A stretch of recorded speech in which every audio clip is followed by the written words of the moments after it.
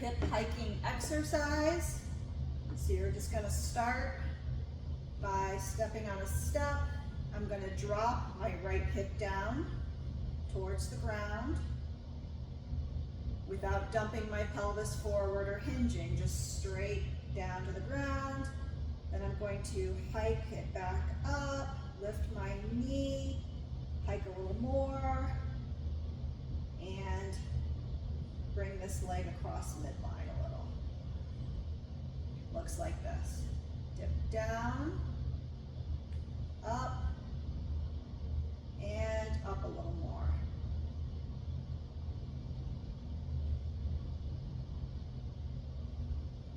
Up. Get a lot, good burn in that